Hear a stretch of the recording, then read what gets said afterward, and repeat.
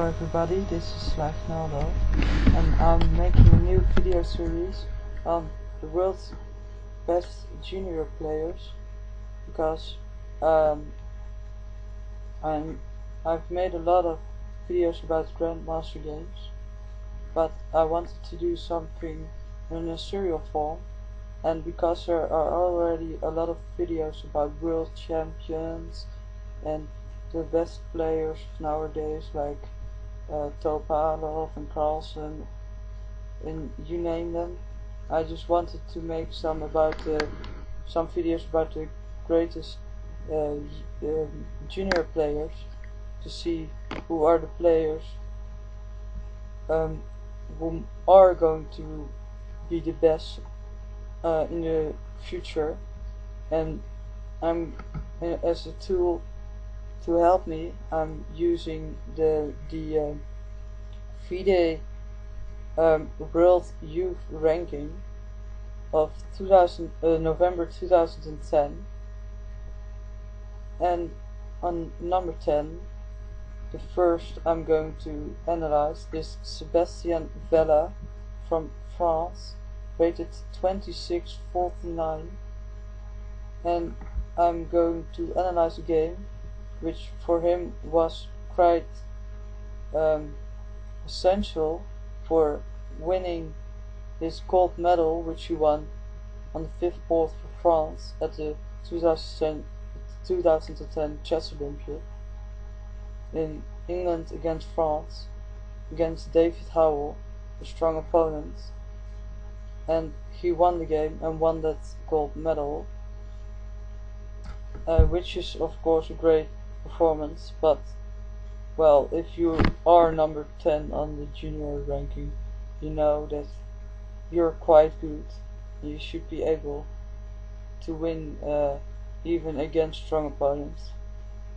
And David Howell was white, and David Howell played e4, and Sebastien Feller plays the French defense.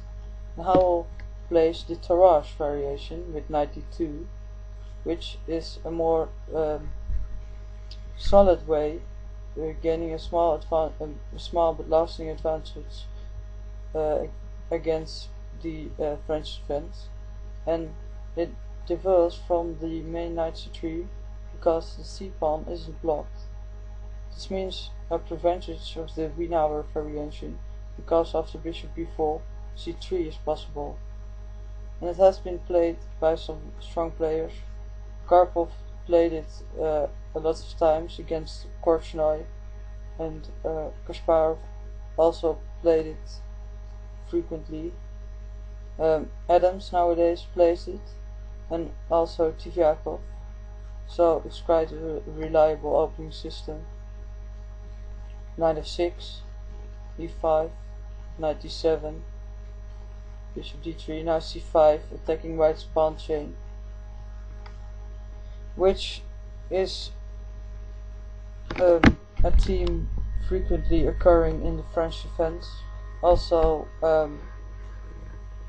in the Nimso, which my system book, and it's because pawns have the loss to expand, and black wants to free his e6 and d5 pawn from the blockade of these pawns on e5 and d4. That's why he's going to harass and attack them. C takes, now queen b6, putting more pressure on d4. Knight f3, defending the pawn, and now f6, and this is a move which you should think about twice before playing it, because you shouldn't just attack the head of a pawn chain if you can, because when you do so, of course the one of the blockaders might be gone, but still the pawn that now should be free to move isn't, because as we see, e6 can't move forward because the d4 pawn attacks e5.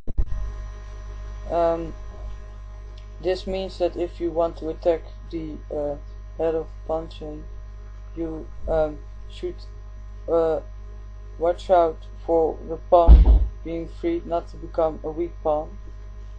White castled, and now bishop d6, adding another piece to attack e5, possibly playing e5 once to free the d pawn, but then the d pawn would be isolated.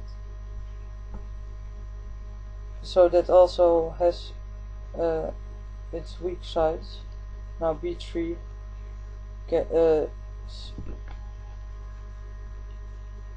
stopping the pressure of the queen on the b pawn. Castle and bishop b2.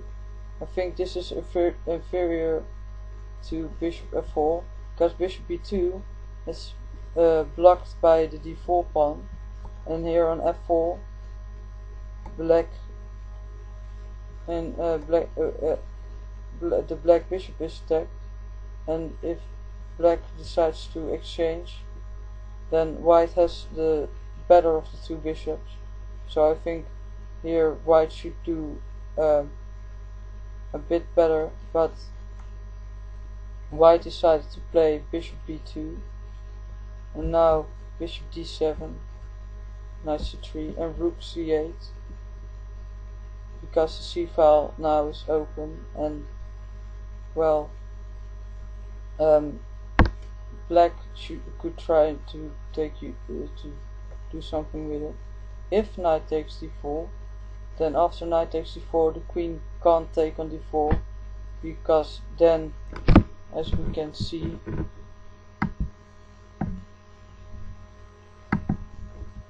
we have bishop takes h7, a check, winning the queen. So that isn't what black is playing for, and of course something like Sebastien Feller wouldn't play something like that. After rook c8, knight a4, attacking the queen, queen moves to a5, now knight e5, going to a strong square for the knight, and knight b4, attacking the bishop, and the bishop moves to b1, which I believe isn't the strongest move to play. I think knight takes d7 would have been better because of the knight takes. Then bishop takes b1 wouldn't give white the loss in the pawn structure, which occurs after bishop takes a4. Now white has two weak isolated pawns on the a file, so that isn't the best continuation Howell played. Queen c7,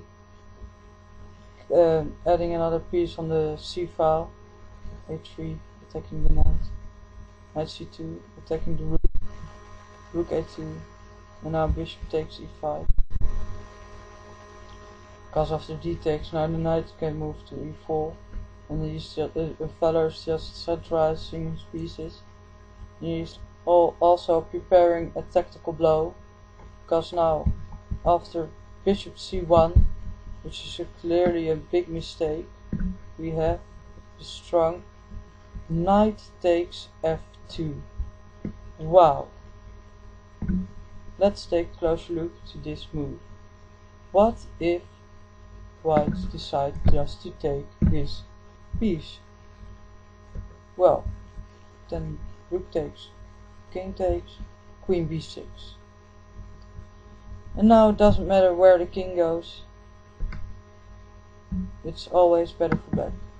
King f1, just knight to e3, king g3, rook c3, king g4, queen takes b1, and also winning the rook.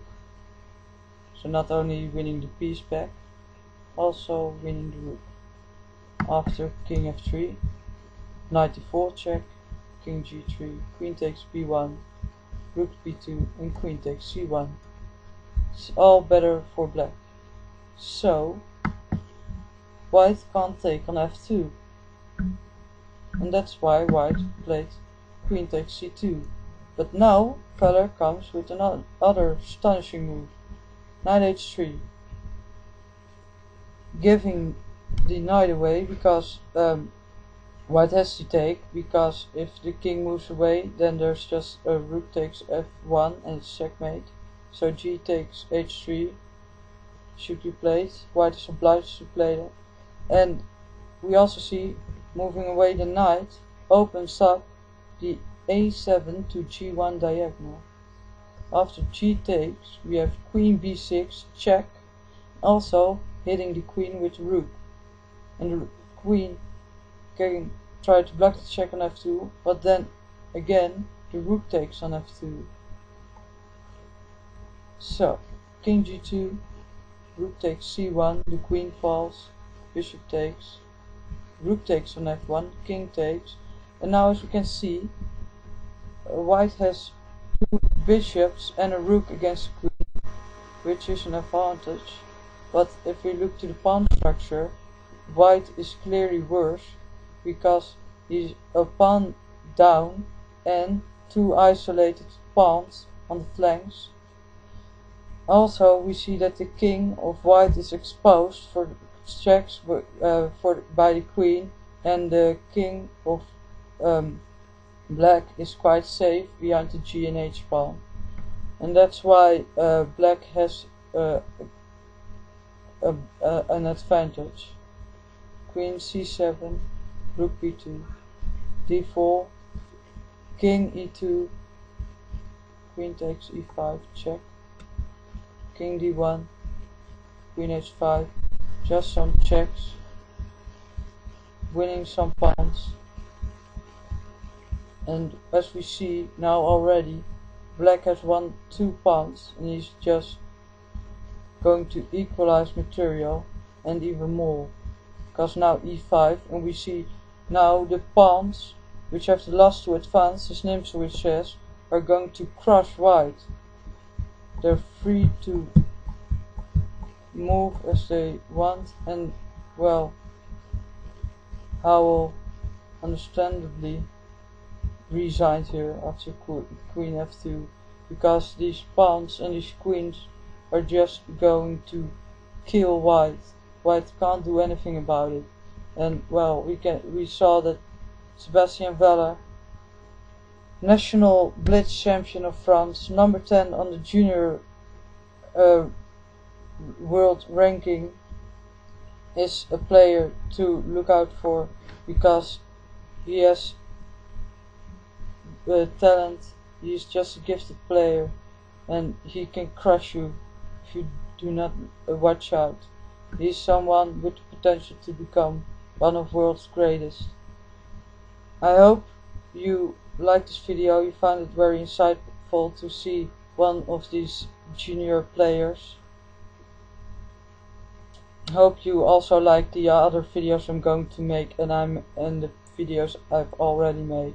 Thumbs up if you like this video. Any comments or questions on YouTube. Take care.